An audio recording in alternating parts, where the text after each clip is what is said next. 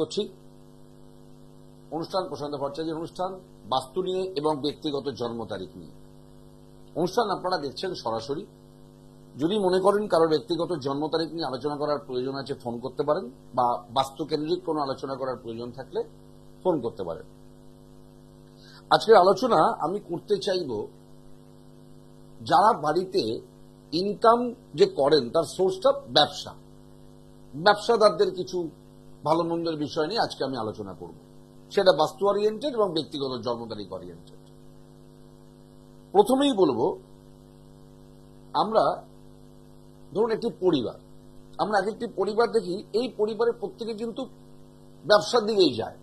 পড়াশুনো যাই করুক না কেন, অনেক হায়ার স্টাডিও করলো, হয়তো তাদের একটা ব্যবসার প্রতিষ্ঠান রয়েছে। সেটা ম্যানুফ্যাকচারিং বিজনেস হতে পারে, সেটা কোনো ট্রেডিং বিজনেস হতে পারে, কেনাবেচা করার দোকান করে, কারখানা করে, যাই হোক, আলটিমেট এই পরিবার বংশানুক্রমে ব্যবসা করছে। এটা একটা ধরন। আরেকটা ধরন হচ্ছে, এই বাড়িতে কেউ ব্যবসা করতো না, সবাই সার্ভিস করতো বা কোনো প্রফেশনে ছিল, সেলফ প্রফেশনে, কেউ ব্যবসা করতে শুরু করলো। এখানে একটা জিনিস সবার আগে আমাদের মাথায় রাখতে হবে, চাকরি করে যে ইনকাম আর ব্যবসা করে যে ইনকাম, এই দুটোর মধ্যে মূল তফাৎটা কোথায়? মূল তফাৎটা হচ্ছে, চাকরিগত যে ইনকাম সেটা কিন্তু প্রত্যেক মাসে আমি একটা ফিক্স স্যালারি পাবো। যদি কোনো অন্যায় বা ভুল কাজ না করি, মানে যদি কোনো শাস্তির কারণে আমার স্যালারি কমে না যায়, তাহলে আমি কিন্তু কনফার্ম যে আমি নেক্সট মাসের এই তারিখে একটা এই অ্যামাউন্টটা পাবো, একটা কনফার্মেশন আছে, যার উপরে বেস করে আমি কিন্তু ভবিষ্যৎ পরিকল্পনাগুলো খুব সুন্দর করে করতে পারি। কিন্তু এই স্যালারি কালকেই কিন্তু দুম করে কারো স্যালারি হয়তো 25,000, তারপরেই 30,000, তারপরে 40,000, এটা হবে না, ফিক্স। এবার নিয়ম অনুযায়ী, স্টেপ অনুযায়ী, শিডিউল অনুযায়ী যেরকম বারবার বাড়বে। ব্যবসার ক্ষেত্রে কিন্তু ব্যাপারটা আলাদা। ব্যবসার ক্ষেত্রে এই যে কনফার্মেশন, যে 25,000 হোক আর 2.5 লাখ হোক, যে আপনি একটা এই ফিক্স ইনকাম করতেই পারবেন এই ব্যবসা থেকে, এটা বলাটা মুশকিল। তবে কিছু কিছু বিজনেস আছে তাতে একটা গড় অ্যাভারেজ পাওয়া যায় যে মাসে এত টাকা রোজগার হবে, কিন্তু ম্যাক্সিমাম ক্ষেত্রেই সেটা কনফার্মেশনটা থাকে না। এটা একটা দিক, কত টাকা ইনকাম করব। সে আমি এই মাসে 50,000 করেছি, পরের মাসে সেটা 25 হতে পারে, বা 70-80 হয়ে যেতে পারে, বা একই থাকতে পারে। এটা গেল একটা দিক।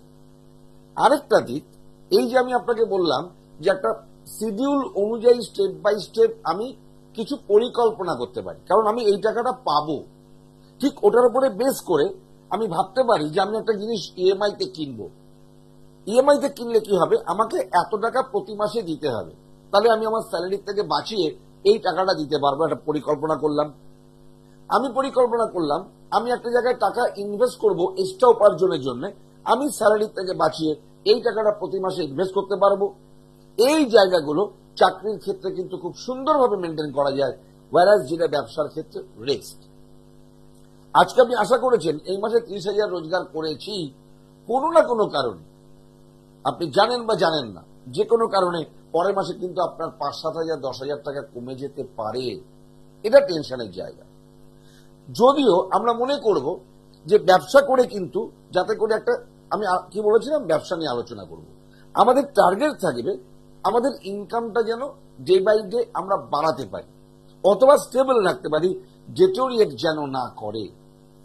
এক্ষেত্রে প্রথম উপদেশ কি, ধরে নেওয়া যাক, আমি কি বলেছিলাম খেয়াল করুন, একটি ব্যবসাদার ফ্যামিলি ট্র্যাডিশনাল ব্যবসা করছে, সে তাদের একটি কাপড়ের দোকান বা কাপড়ের ম্যানুফ্যাকচারিং ইউনিট রয়েছে, দাদু করেছে, বাবা করছে, ছেলেও সেটা করবে, ট্র্যাডিশনাল। আবার আরেকটা কি, আজ এই প্রজন্মের কেউ নতুন ব্যবসা করা শুরু করলো। কেন কথাটা বলছি, এখানে দুটো জিনিস মাথায় রাখতে হচ্ছে। একটা হচ্ছে ট্র্যাডিশনাল বিজনেস, একটা হচ্ছে আমার ইনস্ট্যান্ট তৈরি করা বিজনেস। আমি এই প্রজন্মে তৈরি করলাম, শুরু করলাম। ট্র্যাডিশনাল বিজনেসের ক্ষেত্রে কি দেখা গেল, ঠাকুরদা যে ব্যবসাটা করা শুরু করেছিলেন, দুর্দান্ত ফ্লারিশ করেছিল, দারুণ ডেভেলপমেন্ট পেয়েছিলেন, গাড়ি বাড়ি জমি তখনই করা হয়েছে।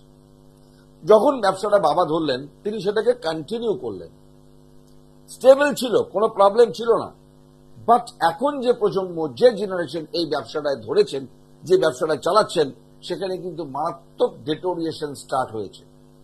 ব্যবসাটা ভালো চলছে না, এতকাল তো চলতো। এবার কি মনে হতে পারে, তাহলে বাস্তবতা কোনো পরিবর্তন না, যে বাড়িতে ছিলাম সে বাড়িতে আছি, ব্যবসায়িক প্রতিষ্ঠান যা ছিল বাস্তু তাই রয়েছে, তাহলে এখন ডেটোরিয়েট করছে কেন? একটা কোশ্চেন মার্ক। এবার দেখা গেল যখন এই জাতক বা জাতিকা তার ব্যবসার ডেভেলপমেন্টের প্রবলেম হচ্ছে বলে আমার মতন কারোর কাছে এলেন বা আমার কাছে এলেন, ডেট অফ বার্থ বিচার করে দেখা গেল তিনি যে ব্যবসাটি করেন এটা তার ডেট অফ বার্থের সঙ্গে ম্যাচ করে না, এই ব্যবসাটা তার জন্য সুটেবল নয়, এটা আমরা বলে থাকি। সে কাপড়ের দোকান, কিন্তু এই যে ডেট অফ বার্থ, সে ডেট অফ বার্থ ডিনোট করছে এটা কাপড়ের ব্যবসাকে সাপোর্ট দেয় না, ওয়ারাজ এনাকে খাবারের বিজনেস সাপোর্ট করে। উনি যদি খাবারের বিজনেস করতেন তাহলে মেবি ভালো হতো, কিন্তু কাপড়ের ব্যবসাকে দিচ্ছে না, একটা ডিস্টারবেন্স। কিন্তু এই মুহূর্তে ভালো করে চিন্তা করুন, ট্র্যাডিশনাল অনেক বড় একটা সেট তৈরি করা রয়েছে, কাপড়ের দোকান দুর্দান্ত, অনেক স্টাফ মেনটেন করে চালাতে হয়। আজকে উনি চাইলেই কিন্তু কালকে সুইচ ওভার করতে পারেন না, ব্যবসা চেঞ্জ করে ফেলতে পারেন। তাহলে তখন কি করতে হবে? যাতে এই ব্যবসাটাই ভালো করে চালানো যায়, যে ব্লকেজ গুলো রয়েছে তাকে আমরা কি করি, কিছু রেমেডিয়াল সাপোর্ট দিয়ে চেষ্টা করি ছাড়িয়ে দেবার। আসছি আলোচনায়। হ্যালো, নমস্কার, বলুন। আমি আমার ভাইয়ের সম্পর্কে একটু জানতে। আপনার ভাইয়ের সম্বন্ধে? না না না, আমার ভাইয়ের সম্পর্কে। আচ্ছা, ভাইয়ের ডেট অফ বার্থটা বলুন। 11 অগস্ট 2002। 11 অগস্ট 2002। সময়টা বলুন। 7টা 9, সকাল 7টা 9। সকাল 7টা 9। কোথায় এটা? বাগুইহাটিতে জন্ম, কলকাতা বাগুইহাটি। বাগুইহাটি। 2002 বললেন? হ্যাঁ, 2002। কি করছে আপনার ভাই এখন? আমার ভাই এখন মাস্টার জার্নালিজম নিয়ে মানে পড়ছে। আচ্ছা, ফার্স্ট ইয়ারে পড়ছে। কি জানতে চাইছেন আপনি? ওর মানে কেরিয়ারটা মানে কেমন হবে সেটা ব্যাপারে একটু জানতে চাইছিলাম। আচ্ছা, আমি তার আগে আপনাকে বলি, আমার তো ক্যালকুলেশন একটা তো আউটপুট নিশ্চয়ই দেবে। দাদা হিসেবে আপনার কিরকম মনে হয় আপনার ভাই কতটা ট্যালেন্টেড, কতটা কোয়ালিফাইড হতে পারে, কত বেটার রেসপন্স ক্যারিয়ারে পেতে পারে, আপনার কি মনে হয় ভাইকে অবজার্ভ করে? আমার খুব ভালো বলবেন না মাঝারি বলবেন না উইক বলবেন? কিন্তু উনি মানে কি বলবো, মানে ও মানে পড়াশোনাটা ঠিকঠাক ভাবে মানে ওর মানে হচ্ছে না, ও মানে যতটা চেষ্টা মানে। আমাকে একটা জিনিস বলুন, আপনি যে ওকে চেনেন সেই জায়গায় দাঁড়িয়ে বলুন, ওকে খুব ভালোর দিকে রাখবেন, মাঝামাঝি রাখবেন, না খারাপের দিকে রাখবেন? ওর এডুকেশন সেক্টর, ওর ক্যারিয়ার সেক্টরকে আপনার মতামত কি? মাঝামাঝি রাখবেন। শুনুন, ফার্স্ট আমি বলি, পড়াশুনো করছে জানি, সেটা ওর জন্য সাপোর্টিং, ঠিক আছে? ওকে এমন কিছু কাজ করতে হবে যেটা মুভিং জব। এই যে জার্নালিজম নিয়ে পড়ছে, একটা কিছু কোথাও গিয়ে একটা কিছু এনকোয়ারি করা, কিছু একটা রিপোর্ট নেওয়া, এই যে এক জায়গায় স্থির হয়ে বসে না থেকে মুভিং জব, এটা ওর জন্য বেটার, নাম্বার 1।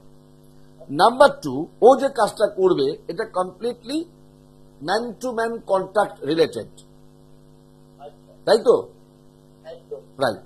কিন্তু এখানে একটা মানে একটা ক্রস চিহ্ন যেটা দেখাচ্ছে, এই ম্যান টু ম্যান কন্ট্যাক্টের ক্ষেত্রে কিন্তু একটা মাইনাস পয়েন্ট রয়েছে।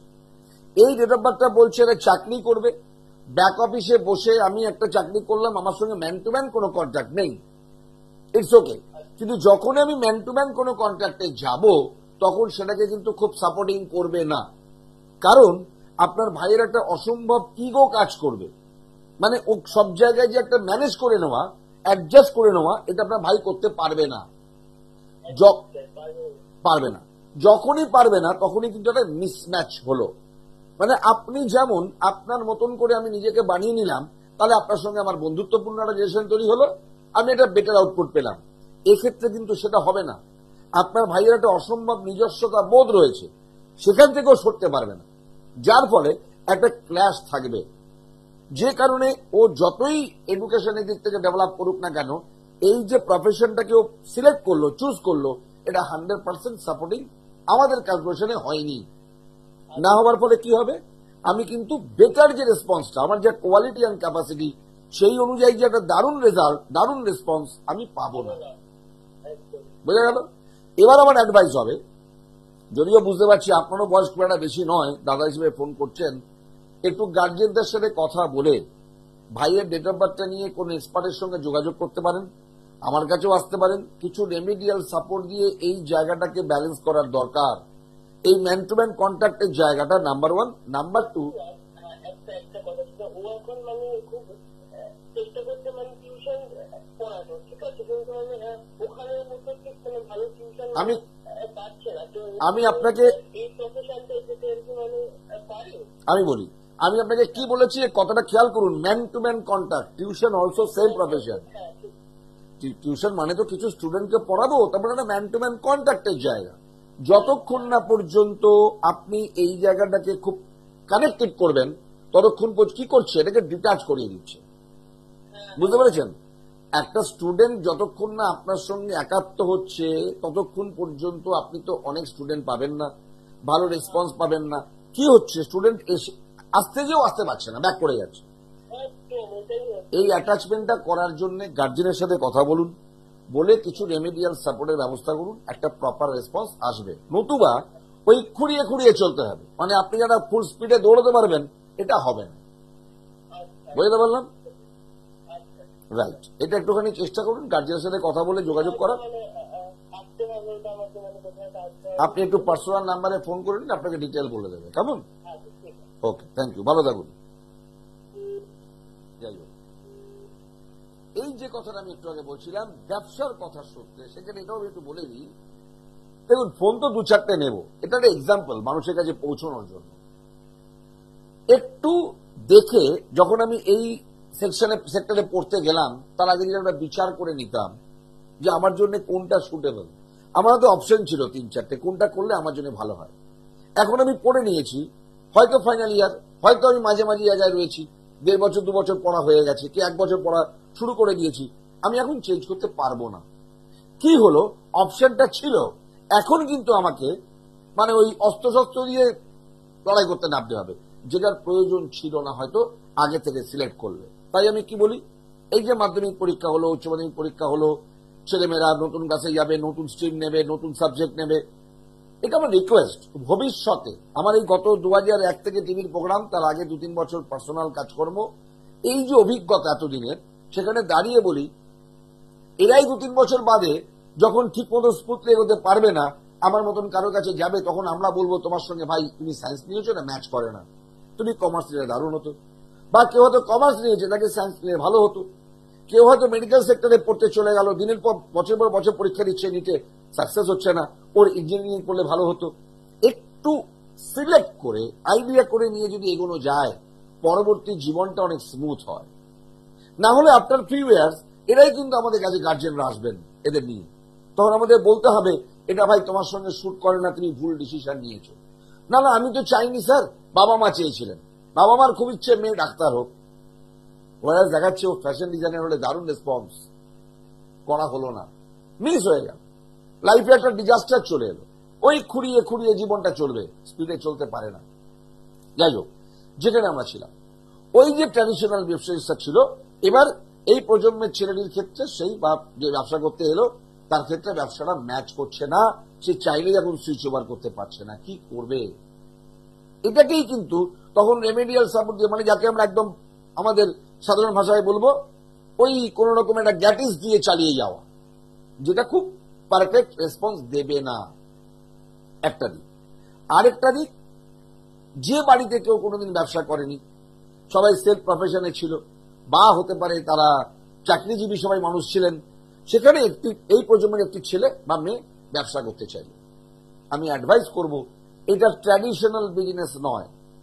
তাদের বাড়িতে কোনো কাপড়ের ব্যবসা কেউ করে আসেনি, কোনো একটা বড় বিজনেস সেটআপ নেই, কোনো বড় কলকারখানা নেই।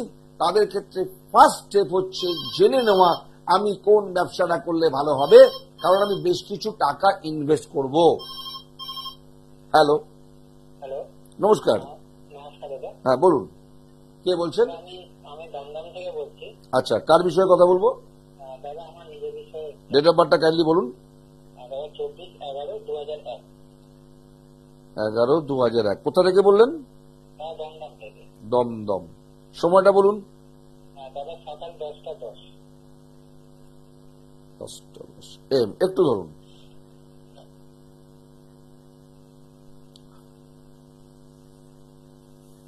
আচ্ছা, আপনি কি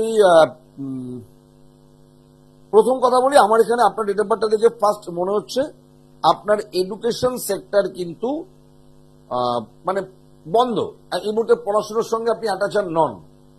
না দাদা, পড়াশোনা মানে ছেড়ে দিয়েছি। রাইট, কি করছেন আপনি? দাদা, পারিবারিক মানে প্রবলেমের জন্য পড়াশোনা ছেড়ে দিয়েছি। Right. দেওয়ার পর দাদা এখন একটু মানে ফটোশপের উপর কাজ করছি। আচ্ছা, মানে কাজ করছেন বলতে শিখছেন না কাজ করছেন, রোজগার করছেন? অ্যাকচুয়ালি মানে ট্রেনিং এর মধ্যে আছি, মানে শিখছি, কাজও করছি। রাইট, শুনুন, ফার্স্ট আমি আপনাকে ওখানে বললাম, প্রথমে যেটা বললাম, আপনার এডুকেশন সেক্টরটা দেখিয়েছে ইনকমপ্লিট। হতে পারতো আপনি আরেকটু পড়তে পারতেন, কিন্তু পড়াটা যে কোনো কারণে হয়নি, ব্রেক। এবার আপনাকে বলি, আপনি যে প্রফেশনটাতে আছেন, মানে আপনার কাজটা মোটামুটি কম্পিউটার রিলেটেড, 100% আপনার ডেট অফ বার্থের সঙ্গে ম্যাচ করে, ঠিক আছে? আপনি, আমাদের যে তত্ত্ব হয়, আপনি মাটি তত্ত্বের মানুষ, এই প্রফেশনটাকে ম্যাচ করায়। কিন্তু আরেকটা জায়গায় গিয়ে দেখা যাচ্ছে, এই যে আপনাকে বললাম এডুকেশন সেক্টরটা গ্রাফটা কমপ্লিট নয়, একটা জায়গায় ব্রেক দেখিয়েছে, আপনার প্রফেশনেও কিন্তু এই সমস্যাটা থাকবে। মানে আপনি খুব মন দিয়ে কাজ করছেন, ধরুন এটা তো একটা প্র্যাকটিক্যাল জব, একটা তো এডুকেশন সাপোর্ট দরকার। এডুকেশন সাপোর্টটা আপনি হয় একটা শিক্ষার্থীকে নিলেন, এইবারে যখন আপনি প্র্যাকটিক্যাল লাইফে আসবেন, কাজ করতে গিয়ে দেখবেন অন্য যে আরো 2-4 জন কাজ করছে, তাদের যে কাজ, মানে কাজের শুরু থেকে কাজটা কমপ্লিট করা পর্যন্ত যে স্মুথলি এগিয়ে যাওয়া, আপনার ক্ষেত্রে কিন্তু সেটা হতে দেবে না। কোনো না কোনো কারণে একটা বারবার ব্রেক আসবে, কাজটা হয়তো ভালো করে হলো না, ডিফেক্ট রয়ে গেল কিছু, আবার তাকে করতে হবে, বা কাজটা যাকে করে দিলেন সেটি মনোপুত তার হলো না, ভাই এটা ভালো লাগছে না, আবার করে দাও, বা কাজটা করতে গিয়ে কিছু একটা বিড়ম্বনার মধ্যে পড়লেন, বারবার এই ব্রেকগুলো আসবে। বুঝতে পারলাম? তো সুতরাং আমার অ্যাডভাইস হবে, প্রথমত আপনার এডুকেশন জোনটা কমজোরি। এবার যে প্রফেশনটাতে এসছেন, এখানেও একটা বাধা দেখাচ্ছে, ক্যারিয়ারটা স্মুথ নয়। আমি আপনাকে একটা পরিষ্কার অ্যাডভাইস করি, আমার যতদূর ধারণা আপনি প্রচুর টাকা পয়সার মালিক নন। নন, রাইট। আগেই বলেছেন আপনার পারিবারিক প্রবলেমের জন্য পড়া হয়নি, ওই জন্য বলেছি, এখানে কোনো জাদুবিদ্যা নেই। যাই হোক, সেখানে দাঁড়িয়ে বলবো, আমার অ্যাডভাইস হবে আপনি এই জায়গাটাকে স্মুথ করার জন্য আমার কাছে বা আমার মতন কারোর কাছে একটু যোগাযোগ করে নিন। আপনার কিন্তু কিছু রেমেডিয়াল সাপোর্টের প্রয়োজন দাদা, তারপর আপনি সেই সাপোর্টটা নিয়ে এগোন। যে ব্লকেজটা আসছে, যে বাধাটা পাচ্ছেন, তাকে আপনি স্মুথলি ওভারকাম করতে পারবেন। না হলে ঠিক যেমন আপনার পড়াশোনাটা ইনকমপ্লিট, আজকে আমি আপনাকে বললাম, আজ থেকে 10 বছর পর যখন কারোর সাথে কথা বলবেন, সেও আপনাকে একই কথা বলবে, আপনার প্রফেশনাল লাইফটাও কিন্তু বারবার ব্রেক করে যাবে। ন্যাচারালি এটা আপনি বোধহয় চাইছেন না, চাইছেন না। আমার অ্যাডভাইস হবে, কারোর থেকে ইমিডিয়েট লাইফটাকে শুরু করতে যাচ্ছেন, লম্বা টাইম হাঁটতে হবে আপনাকে, অনেক দূরের রাস্তা যেতে হবে, ইমিডিয়েট একটা জায়গা গুছিয়ে নিয়ে এগোন, তাহলে একটা স্মুথ লাইফ কাটাতে পারবেন। এটা আমার অ্যাডভাইস। কেমন দাদা, আমার আর একটা জানার ছিল। বলুন। আমি তো কম্পিউটারের উপরে কাজ করছি এবং সাথে মানে কিছু সেলসম্যানের জব করবো বলছি, এটা কি আমার সুইটেবল হবে? কি আইটেম নিয়ে করবেন দাদা? গ্রোসারি, মানে গ্রসারি? গ্রোসারি মানে না না না না না না না, একদম অপোজিটে চলে গেলেন।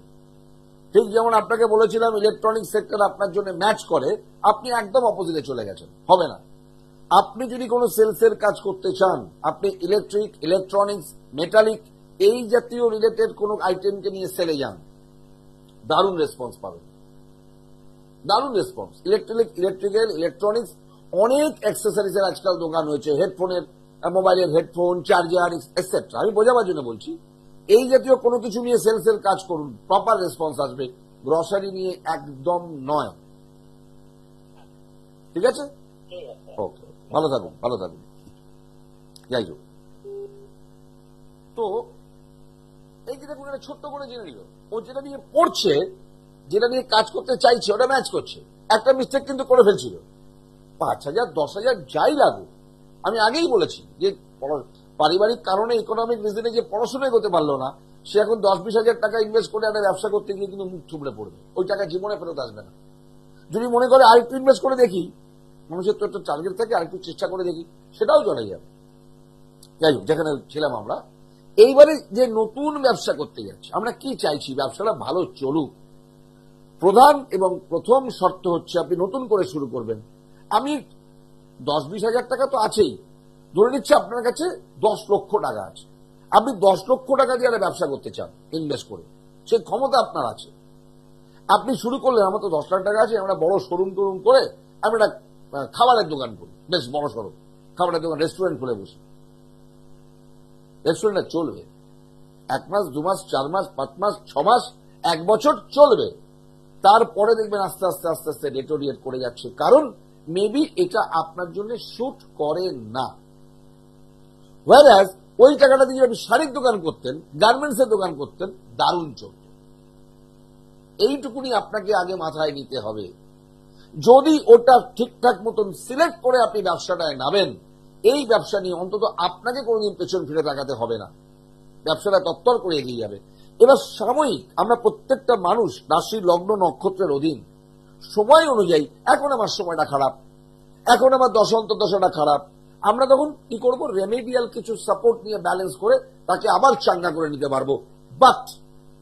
বাট এই যে চাঙ্গা করে নিতে পারবো বললাম, এই কোন রেমেডি কাজ করবে না যদি একদম অপোজিট সেক্টরে আপনি কোন আইটেম নিয়ে ব্যবসা করতে যান, কিছুতেই উন্নতি দেওয়া যাবে না, এটা মাথায় রাখতে হবে। যাই হোক, অনুষ্ঠান শেষের দিকে যেখানে আমরা ছিলাম সেখানে আবার ফিরে আসবো।